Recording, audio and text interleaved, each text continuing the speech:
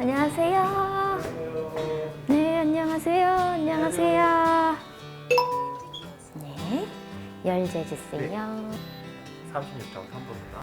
시험 잘 보시고요. 네. 상의실로 예, 감사합니다. 어떠세요? 최종 방법인데. 정리가 안 되고 이게 마음만 급하니까 진짜 정리가 하나도 안 돼요. 예. 오늘 네. 시험 보시면 아마 정리가 되실 거예요. 그런 계기가 된다면 성공적일 것 같고요. 저보고 좌절하실까봐 진짜 너무 겁이 나요, 진짜. 예. 네. 네. 잘 보시기 바랍니다. 네, 예, 최선을 다해 보도록 하겠습니다. 예.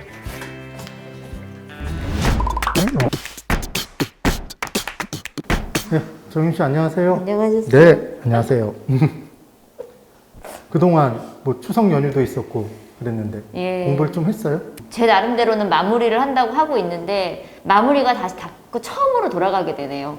예. 원래 그런 느낌이에요. 그렇죠. 근데 예. 이제 중요한 건 뭐 지금 단계에서는 아는 걸 네. 정확하게 다져서 그게 나오면 무조건 맞히는 걸로 네. 그 전략을 펼쳐야지 네. 새로운 걸 지금 알기는 굉장히 어려워요. 네. 그래서 이제 처음으로 모의고사를 한번 저하고 같이 한번 풀어볼 거예요. 그래서 제가 50분을 실제 OMR 카드 작성하는 데까지 해서 50분 시간을 드릴 테니까 네. 지금까지 배운 걸 가지고 알고 있는 것만 정확하게 풀겠다고 생각하고 풀어주셔야 돼요. 예. 그리고 꼭 명심해 주실 게 제가 항상 말씀을 드리는 건데 계산 문제 절대로 먼저 풀지 말고 네.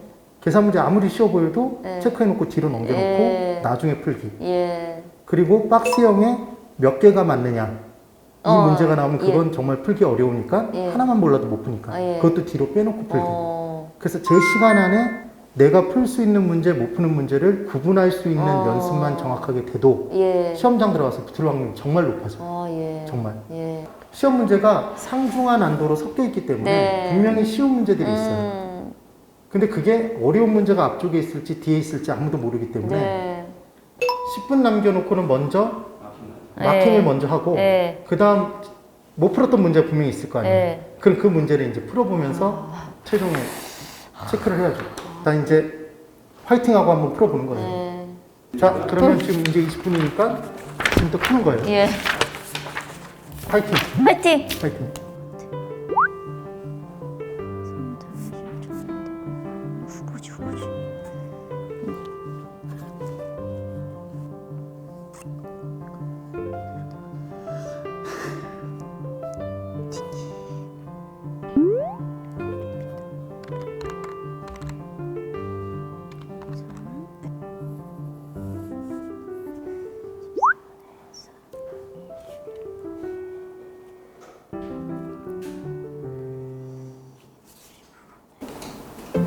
자, 다 찍었어. 다 찍었어. 잠깐만. 3호.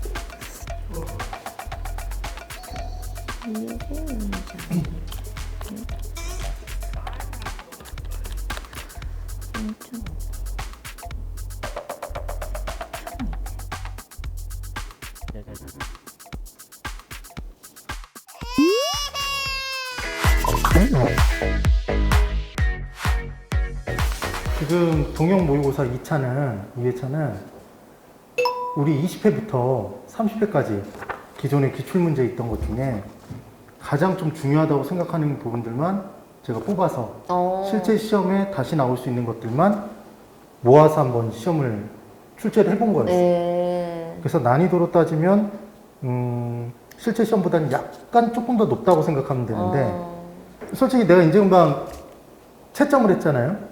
채점을 하는데 초반에 7번까지 매길 때 점수를 매기는데 2문제밖에 못 맞췄어. 그래서 이를 어떡하나 진짜 나 되게 자신감 있게 했는데? 뒤로 갈수록 많이 맞춰요. 그러니까 지금 어느 부분에서 틀리고 있냐면 이제 문제를 보면서 설명을 할 텐데 네. 총칙하고 경제론 부분의 앞부분에서 좀 많이 틀린 것 같아. 그래서 한번 이제 내용들을 볼 거예요. 그리고 이제 1번부터 보면 부동산의 특성 부분의 문제는 맞췄어요. 나 너무 신났었는데 그래서. 그래서 아주 그때 기분 좋게 시작한 네. 것 같아요. 딱 봤을 때. 그 다음 이제 2번을 보기 좋게 틀렸어. 어머. 근데 2번은 좀 맞춰줬어야 되는데 그러니까요. 그래서 2번을 볼 때 그랬지. 내가 이 문제 이런 식으로 나오면 어떻게 풀라는 얘기를 했었냐면 첫 번째 토지의 건물이나 그 밖의 정착물이 없고 지상권 등 토지 사용 수익을 제한하는 사업성의 권리가 제한 설정돼 있지 않은 땅이다. 건물이 없으면 뭐죠? 나지. 낮이었잖아. 응. 그러면 일단 4번, 5번을 제낀 건 잘했어. 응. 그래서 이제 2번까지는 줄여놓고 그 다음 이제 B를 맞추면 되는데 B에 뭐라고 되어 있냐면 주거, 상업, 공업용지 등으로 용도로 이용되고 있거나 이용 목적으로 조성된 토지. 주상공을 지을 수 있는 땅 뭐라고 했죠? 그치. 택지잖아, 택지. B는 네. 지금 택지인데 그러면 얘는 제껴져야 되는데 어머, 나왜 필지로 체크를 해버린 거예요. 어머. 그래서 이 문제는 다시 나오면 맞출 수 있겠죠, 정수. 알면서 틀렸네요. 그죠? 네. 택지야. 그러니까 이 둘 중 하나일 거 아니야. 이제 이렇게 좁혔어. 그래 놓고 이제 C를 맞출 때 용도 지역 상호간에 바뀌고 있다고 돼 있죠. 대분류 상호간에 바뀌는 땅이 뭐였지? 후보지. 후보지. 네. 후보지. 그래서 후보지잖아. 그러니까 답이 에이. 3번이 답이 되는 거지. 그러네요. 아깝게 틀렸네요. 그 다음 이제 4번을 보면 4번에 아파트 시장의 수요 곡선을 좌측으로 이동시킬 수 있는 것 이렇게 문제가 나왔잖아요. 그죠? 네. 그러면 이 부분에서 좌측으로 이동시킨다는 건 네. 곡선 자체가 좌측으로 이동하는 건 수요 감소죠. 예, 감소. 수요 감소를 찾으라는 거잖아. 이게 딱 기억이 나야 돼요. 맞아요? 네. 그죠? 그럼 이제 첫 번째로 네. 수요자의 실질 소득이 증가했어. 네. 그럼 수요 증가예요, 수요 감소예요? 증가. 그러니까 얘는 수요 감소 요인이 아니잖아요. 네. 그죠? 네. 건축자재, 원자재 가격이 하락이래. 얘는 생산비가 하락된 거잖아.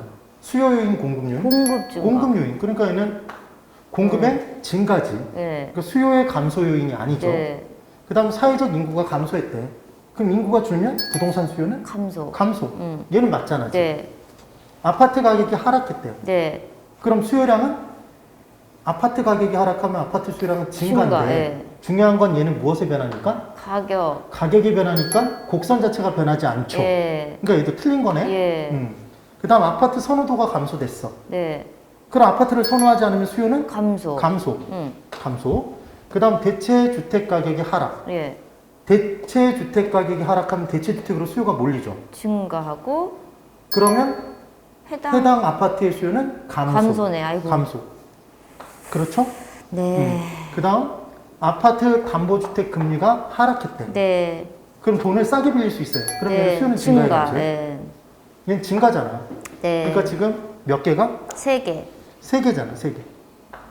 그래서 2번이 답인데 지금 2개를 체크했어요. 네. 이 중에 하나를 뭔가 놓친 거지, 지금. 이거를 잘못 체크했어요? 4번 유형은 꼭 기억을 해줘야 될 게 예. 시험에 다시 나올 가능성이 정말 높아요. 이 유형 자체로 나올 가능성이. 그 다음 지금 5번 쭈루루 다 틀렸어.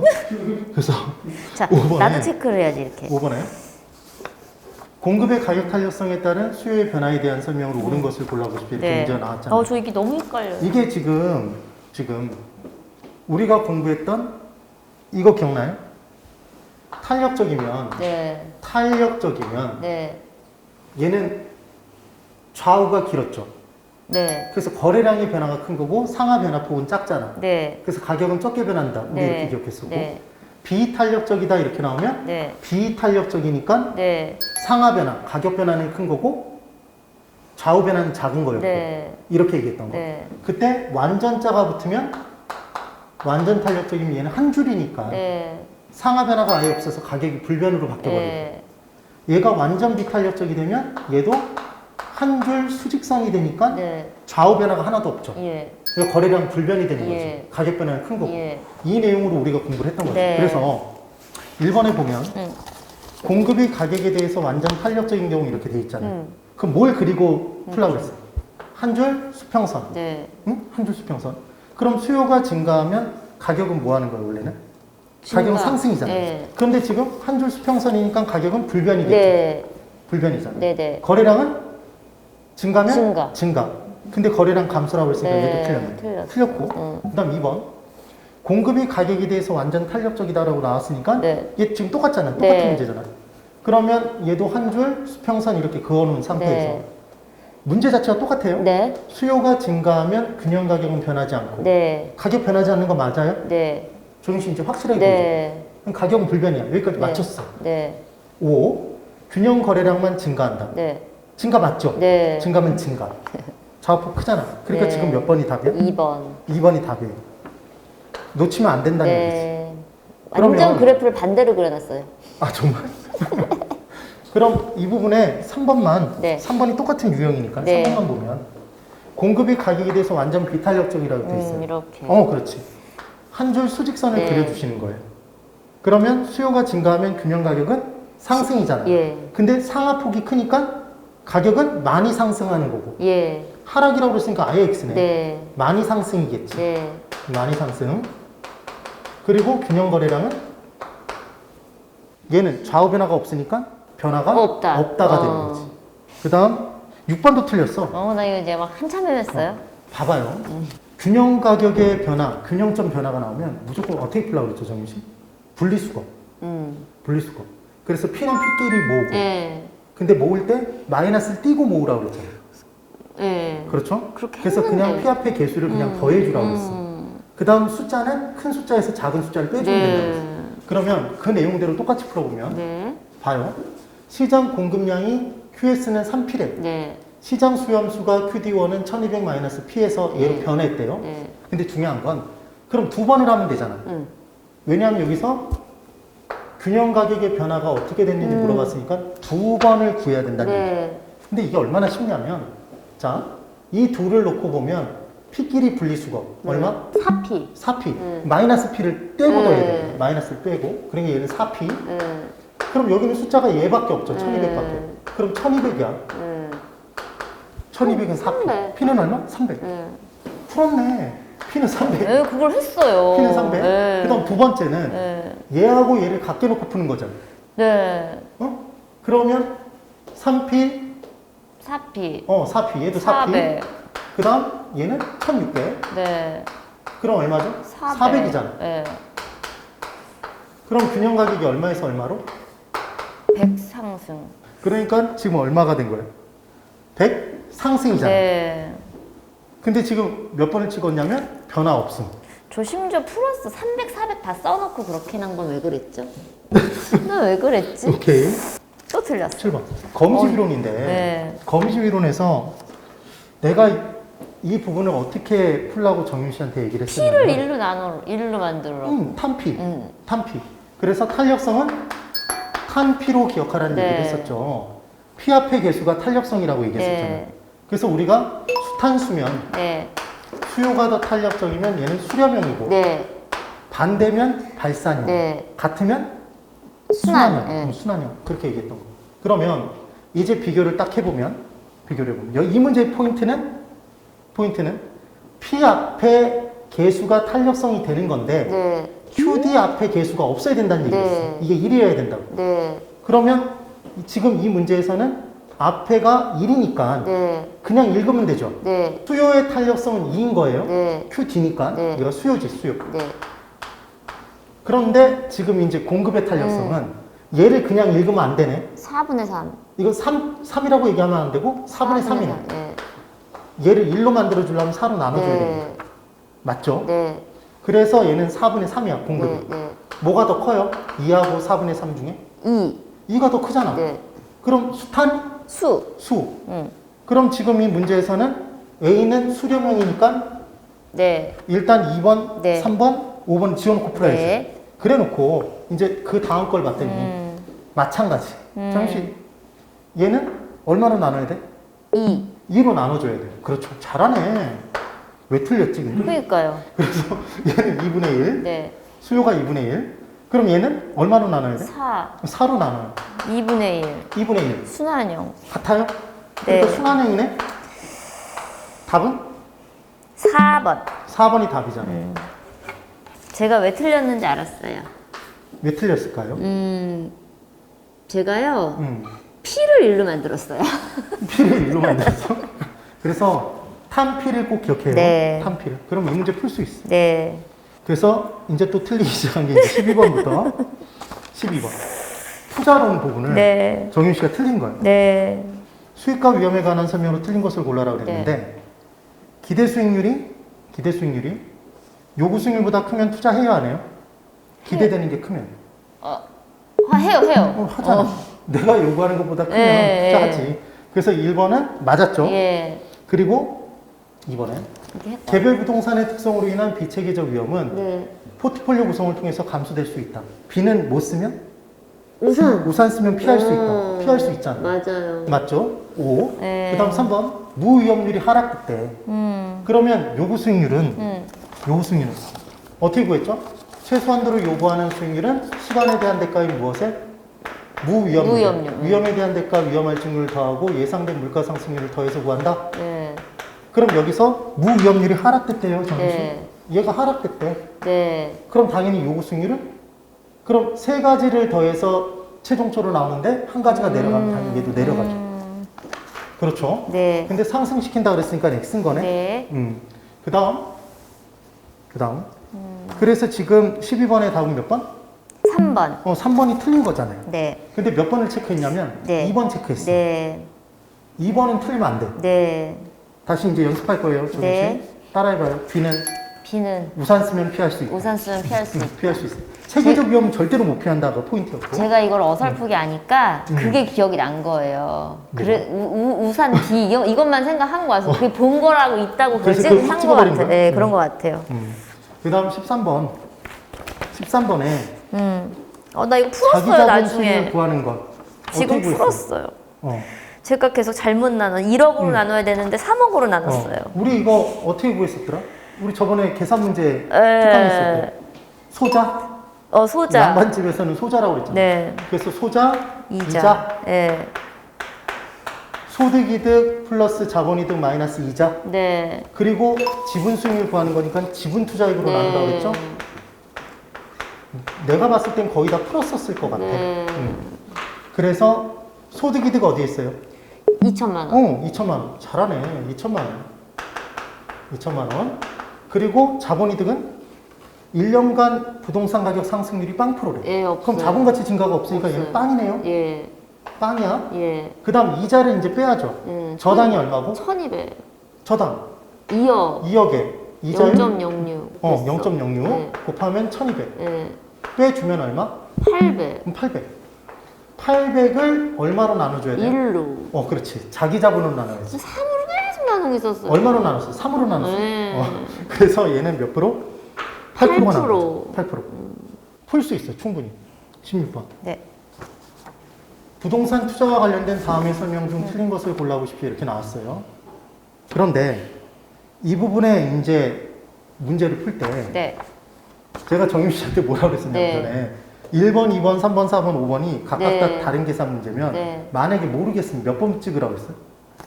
뒤에 거. 뒤에 거. 어. 그래서 5번 찍으라고 그랬잖아요. 네. 근데 왠지 올해는 5번보다는 술제자가 우리가 이렇게 푸는 걸 알고 4번. 있어서 4번일 것 같다고 네. 그랬잖아요. 그 얘기 기억나죠? 네. 그러니까 만약에 틀리더라도 5번이나 4번을 찍고 틀렸으면 네. 훌륭한 거야. 아. 근데 지금 어딜 찍었네? 앞에를. 1번을 찍었어요, 1번. 1번 찍으면 안 되네. 그래서 네. 지금 이 내용으로 만약에 이 문제를 실제로 푼다면 네. 이 밑에서부터 풀어야 되는 거예요. 오히려. 5번부터 거슬러 올라가면서 풀어야 돼요. 그래서 5번을 딱 풀어보면 네. 부채 감당률을 줬잖아요. 네.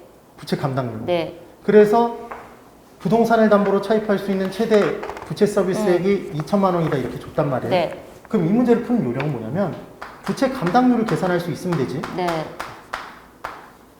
그런데 저는 시험장에서는 이 문제는 안 푸는 걸 추천해 주고 싶어요. 네. 왜냐면 시간이 너무 오래 걸려요. 네. 부채 감당률은 부채를 감당하는 뭐가? 순영업소득이 분자? 네. 분자로 들어가요. 네. 순영업소득이. 그리고 분모에는 부채 서비스액이 들어가잖아요. 네. 맞죠? 네. 그러면 얘는 1분의 부채 감당률, 네. 대각선 서로 곱한 것은 같다? 네. 이렇게 얘기를 했었잖아요. 네. 맞죠? 네. 그러면 이제 지금 이 문제에서 네. 뭐가 있는지 봐요. 얘 1.5 줬잖아. 네. 순영업소득 얼마를 줬죠? 1,000만 원 줬어. 네. 1,000만 원 준 거야. 네. 얘 1,000만 원을 줬어. 그리고 얘를 구해보라고 얘기를 한 거예요. 예. 맞죠? 네. 그럼 얘만 바꿔주면 되잖아, 지금. 네. 대각선을. 바꿔주면 얘가 튀어나오는 거지. 네. 그럼 1.5로 나눠주면 되네요. 네. 그럼 1,000만 원을 1.5로 나눠보면 수치가.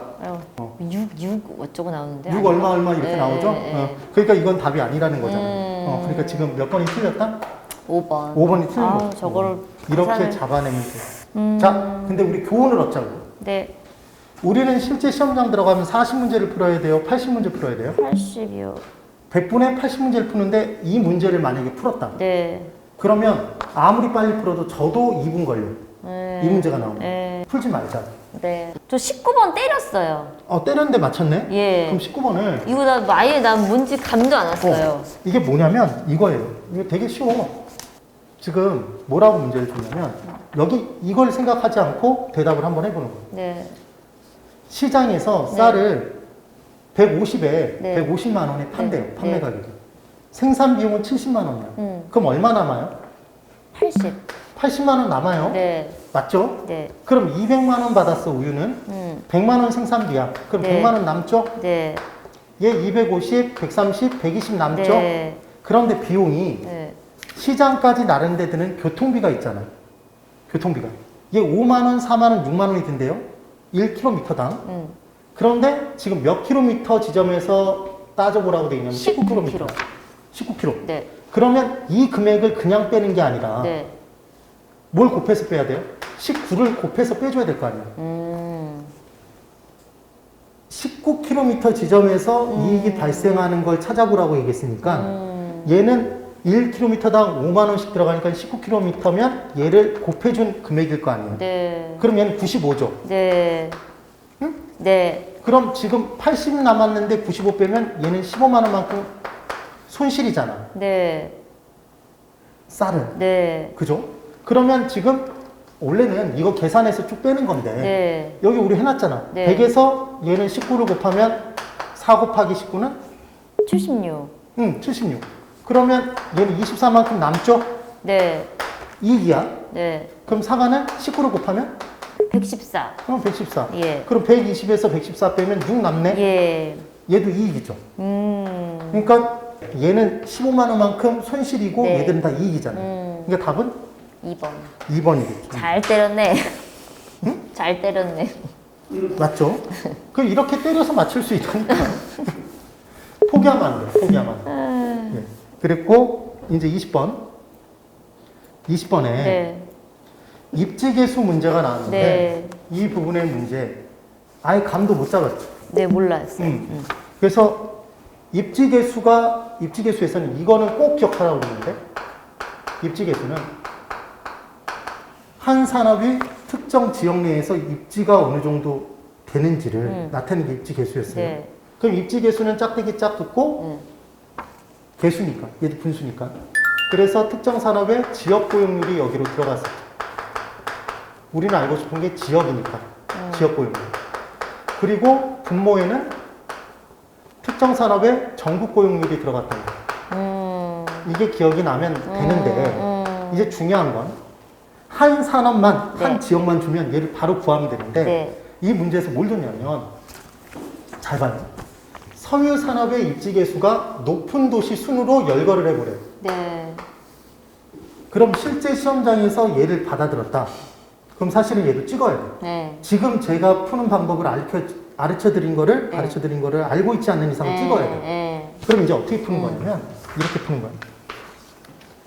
지금 섬유 산업이에요, 전자 산업의 입지계수예요?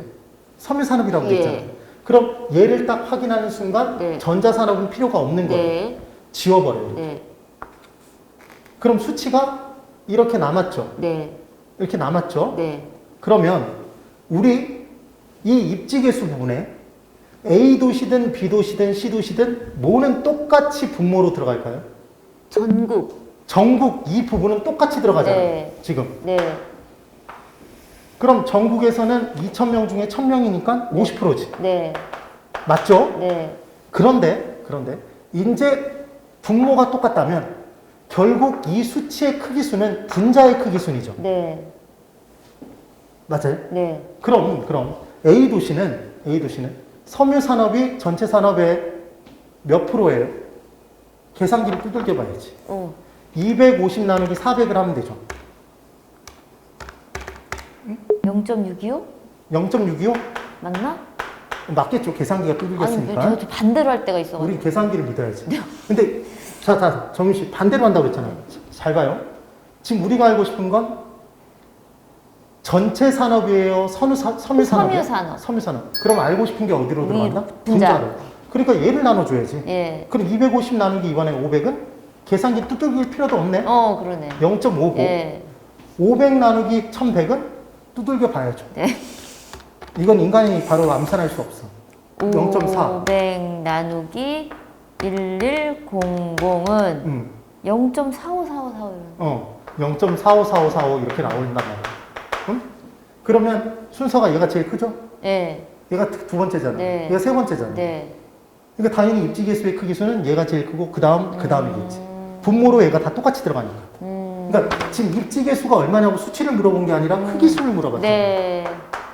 이렇게 문제를 푸는 거야. 사실은. 그래서 지금 답은 1번. 1번이겠죠. 1번. 아, 근데 저걸 어떻게 제가 생각해낼 수 있을까요? 이렇게 나오면 이 부분 찍어요, 그냥. 네. 풀지 마. 네. 22번에 틀렸는데. 이것도 모르겠었어. 자, 22번. 부동산 시장 및 부동산 금융에 관한 설명으로 틀린 것을 골라보십시오. 이렇게 문제가 나왔어요. 네. 그래서 1번을 봤더니 1번을 찍어서 틀린 거야, 지금 정윤 씨가. 1번. 부동산 시장은 부동산 권리의 교환, 그리고 가격 결정, 경쟁적 이용에 따른 공간 배분 등의 역할을 수행한다. 제일 잘 맞는 그럼 말인데. 실제로 부동산 시장은 가격 결정하죠. 네. 이 안에서 가격 결정되고 경쟁적인 이용을 하잖아, 우리가. 경쟁을 통해서 네. 어떻게 공간을 네. 누가 더 많이 배분하냐 이런 네. 내용들이 나온단 말이야. 이 1번은 정확히 맞는 문장. 그러니까 얘를 틀린 걸 고르면 안 되지 지금. 그 다음 2번. 주택시장이 침체하여 주택거래가 부진하면 수요자 금융 확대를 통해서 주택 수요를 증가시킴에 따라 주택경기를 활성화시킬 수 있다. 자, 볼래요? 주택거래가 부진해. 그럼 수요를 늘려주면 되잖아요. 네. 그럼 사고자 하는 요건이 있는데 살 수 있는 능력이 없는 사람을 네. 돈을 빌려주게 됩니다. 네. 유효 수요가 많아지죠. 네. 맞죠? 그거 맞다고 했어요. 2번 5. 그 다음 3번. 다른 대출 조건이 동일한 경우에 통상적으로 고정금리 주택저당 대출의 금리가 변동금리 주택저당 대출의 금리보다 높다 이렇게 돼 있죠? 그러면 처음 시작할 때 은행에 돈 빌리러 갔어. 부동산 담보로 제공하고 돈 빌리겠다고. 그러면 은행에서 빌려주는 돈의 이자율이 6%대가 있고 3%대가 있어요. 그럼 뭐가 고정이자율일까요? 6%. 은행 입장에서 생각해봐. 은행 입장에서 변동이자율은 물가가 상승되면 올릴 수 있잖아요. 네. 기준금리가 올라가니까. 그러면 물가 상승에 따른 위험을 누구에게 전가시킬 수 있는데? 저기 차입자에게 네. 돈 빌려가는 사람에게 네. 전가시킬 수 있잖아요. 그러니까 처음에 낮게 시작할 수 있는 거지. 근데 고정이자율은 물가가 상승돼도 이자율이 말 그대로 네. 고정돼 있어. 네.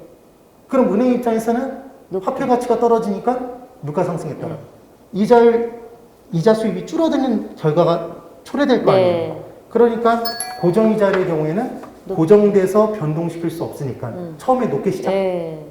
변동이자는 변동시켜서 떠넘길 수 있으니까 네. 낮게 시작. 네. 그러니까 고정금리가 더 높게 출발하겠죠. 네. 네. 오지. 네. 그 다음 4번. 주택저당 대출의 기준인 담보인정 비율과 차주상환 능력이 변경되면 LTV에 뭐 곱하죠? 그거. V에 V 곱한다. 밸류 곱했었잖아요. 네.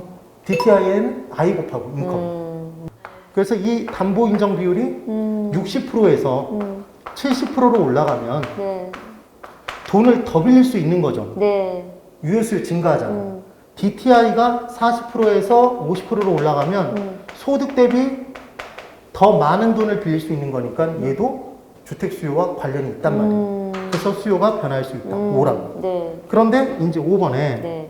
지금 이 문제는 사실은 1번, 2번, 3번, 4번이 정확히 맞는 문장이어서 네. 5번은 처음 봤음에도 불구하고 얘를 틀렸다고 찍었어야 되는 문제예요. 네. 사실은. 네. 근데 5번에 주택금융시장은 금융기관이 수취한 예금 등으로 주택담보대출을 제공하는 주택자금 공급 시장과 얘가 이름인 거예요, 지금.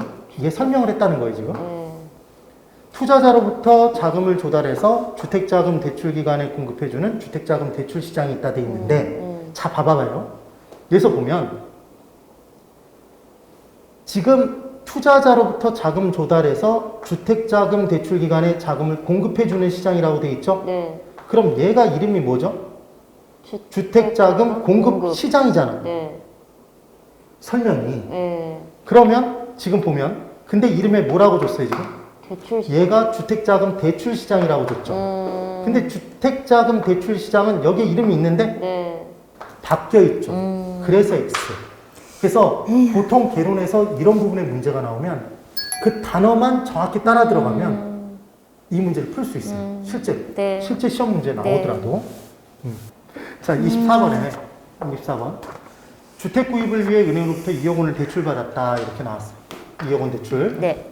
대출 조건이 다음과 같을 때 2회차에 상환할 원리금은 이거 우리 계산 문제를 풀어봤던 거예요, 사실. 그럼 지금 보면 대출 상환 조건이 원리금 지금 원금 균등 상환 방식이죠. 네. 이거를 꼭 체크하고 푸셔야 돼요. 네. 그럼 원금 균등액을 어떻게 구한다고 그랬죠? 정윤 씨? 전체 2억을 전체 횟수로 나눠주라고 그랬잖아요. 네. 전체 횟수 몇 년? 20년. 20년. 그럼 2억을 20년에 걸쳐서 갚으니까 해마다 1,000만 원씩 갚는 거죠. 네. 그러니까 원금 균등 상환액은 1,000만 원입니다. 네. 원금 균등 상환액은. 네. 그런데 이제 2회차에 이자도 계산하라고 그랬죠. 네. 원리금 더한 걸 구하라고 그랬습니다. 그럼 2회차의 이자는 2회차의 네. 잔금에 이자를 곱하죠. 네. 그때 중요한 건 전체 2억 중에 2회차에는 한 번 갚았어요, 두 번 갚았어요. 한 번. 한 번 갚았지. 상환은 한 번 했잖아. 원금. 네. 두 번째 내는 거니까 아직 갚기 전이잖아. 그걸 계산하는 거야. 네. 그러면 얘는 2억에서 1,000만 원 뺐으니까 1억 9천에 1억 9천에 이자율이 지금 얼마? 0.05. 5%. 그럼 0.05를 곱해주면 되죠. 네. 그럼 얼마가 나와요? 잠깐만. 19 곱하기 5를 해봐. 19 곱하기 5. 5는 95. 그럼 얘는 950만 원? 네. 더하면 얼마? 1900? 1950이요. 그러네요. 1950만 원. 이렇게 문제를 푸는 거예요. 네. 그럼 정윤 씨, 얘는 반드시 기억해야 돼. 네. 절대로 틀리시면 안 돼요, 이 문제는. 네. 그래서 만약에 얘가 5회차라면 네. 몇 번 상환된 잔금이에요? 4번. 그렇지, 네. 4번. 그러면 얘가 1억 9천이 아니라 4번. 1,000만 원 4번 갚았으니까 4천만 원이니까 2억에서 빼주면 1억 6천이겠지. 예. 1억 6천 곱하기 맞죠? 0.0. 이렇게 곱해주면 된다. 그럼 얘는 0.5 곱하면 800만 원이겠네. 네. 네, 이런 식으로. 네. 자, 25번. 25번에 부동산 정책에 관한 설명으로 틀린 것을 골라보실 때 네. 이렇게 나왔어요. 그러면 이 문제는 정말 맞췄어야 돼요. 네. 맞아요. 봐봐요. 네. 정윤 씨 봐봐. 부동산 시장에 문제가 발생하면 정부가 개입해서 걔를 해결하기 위해서 노력한다고 그랬잖아요. 네. 개입 수단이 3가지가 있었죠. 직접적인 개입과 간접적 개입과 토지 이용 규제. 수요자, 공급자 역할하면 직접적 개입. 네. 돈 대주는 건 간접. 간접적 개입. 자, 부동산에 대한 부담, 금, 돈. 돈. 보조금, 네. 돈. 대주는 건 네. 부동산 시장에 대한 직접적 개입 방식. 간접. X죠. 간접적이잖아. 네. 1번 바로 답이잖아. 그쵸. 그럼 2, 3, 4, 5번을 읽을 필요도 없는 거죠, 사실은. 네. 그렇죠? 네. 그렇게 문제를 풀어야 돼. 네. 32, 33, 34까지 또 다 맞췄어. 오. 근데 어디서부터 이제 틀렸냐면 감정평가론 딱 들어오자마자부터 비가 내렸군요. 비가 내렸어요. 그러면 이제 35번 잘 봐요. 정윤 씨 이것도 맞췄어야 돼요, 사실은. 잘 봐요.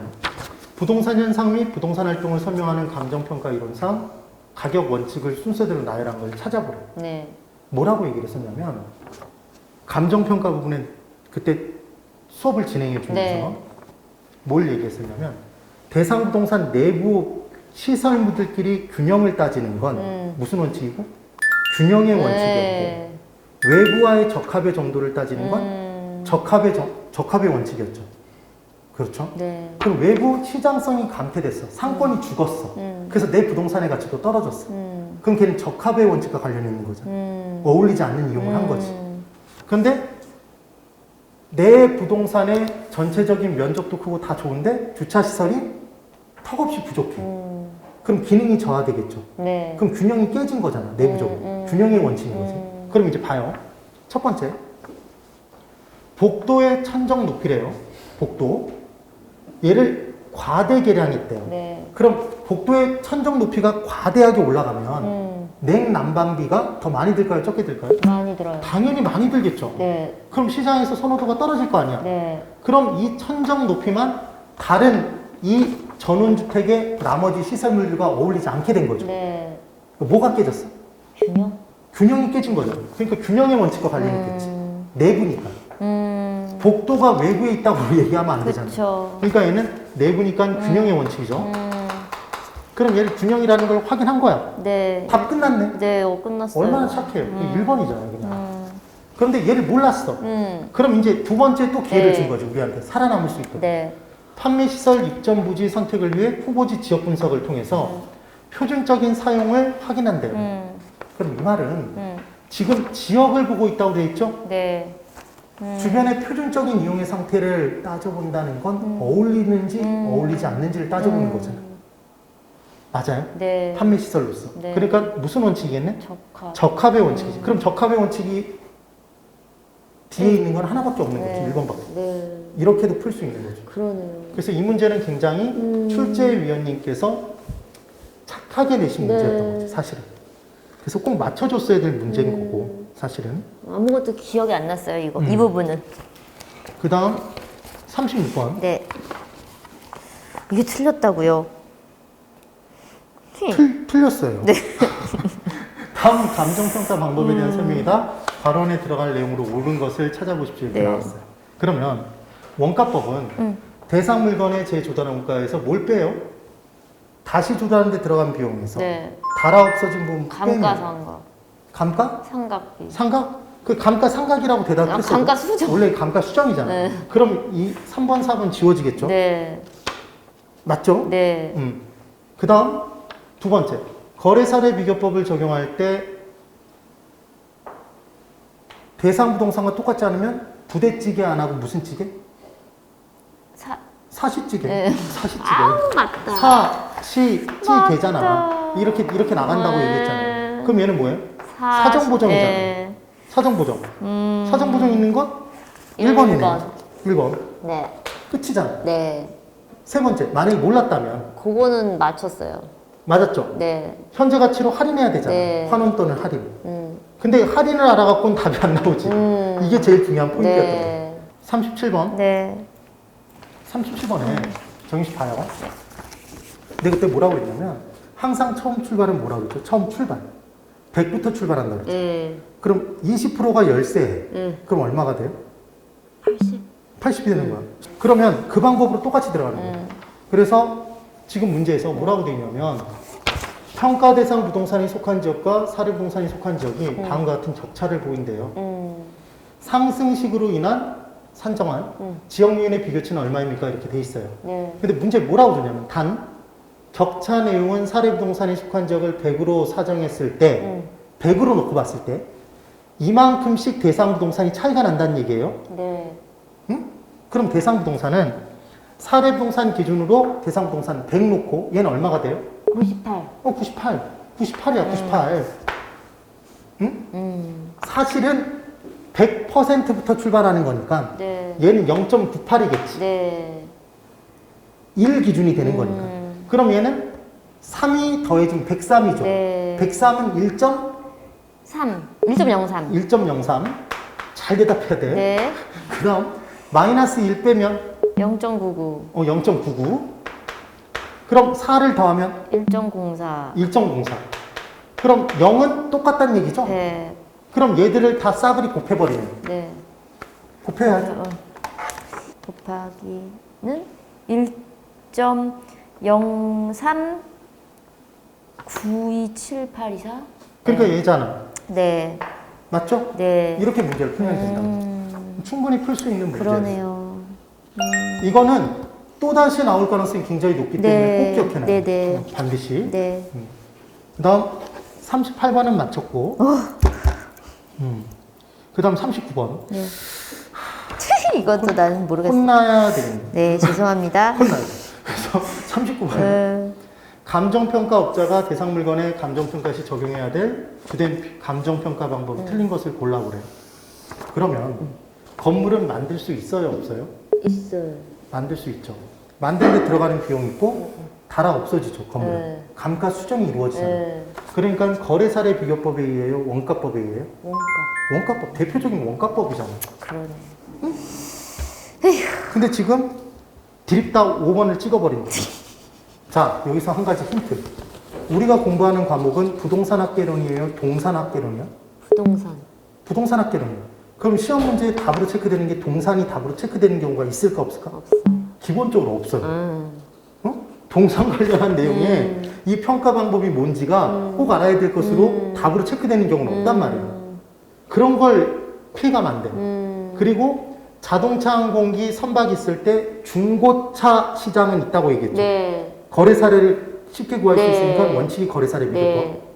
근데 중고 선박 시장, 중고 항공기 시장은 원가. 못 들어봤잖아. 그러니까 걔는 원가법. 그것도 기억하네. 그 두 개는 또 막 이게 체크를 했어요. 알아가지고. 그리고 이거 어떻게 외웠었지? 정윤 씨? 그거요. 있었는데. 애매. 우리의 과거의 소원은 일거양득이다 기억나요? 아, 맞다. 응? 이렇게 외웠었잖아. 네. 그래서 과수원은 거래사례 비교법.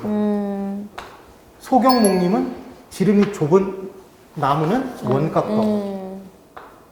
일괄 평가할 때는 거래사례 비교법. 토지 건물 일괄에서 평가하면 무조건 거래사례 네. 비교법. 이렇게 문제를 푸는 거야. 그리고 40번까지 냅다 틀린 거지. 그럼 40번 아니요, 38번 하나 맞았잖아요. 당당히 이제 막. 네. 감정평가를 6문제면 예. 한 문제 맞춰서 한 문제. 예. 그것만 좀 더 맞췄어도 그냥 가뿐하게 좀 아쉽네요. 넘어갔죠. 자, 아. 개별 공시지가의 활용 범위에 해당하지 않는 거 네. 이렇게 나왔어요. 그럼 이 부분에서 중요한 포인트가 뭐였냐면, 중요한 포인트가 우리는 토지 가격 비중표 작성 기준이 된다 이렇게 얘기를 하죠. 네. 그럼 이게 뭐였는지 생각해봐요. 원래 국장이 국토교통부 장관이 네. 뭘 정해줘요? 표준을 정해주죠. 네. 표준지 공시지가를 정해주잖아. 네. 전국 50만 필지를 정해준다고. 네. 근데 전체 필지의 숫자는 3천만이 넘는단 말이에요. 그러면 전체를 다 정해줄 수는 없으니까 이제 시장군수구청장이 네.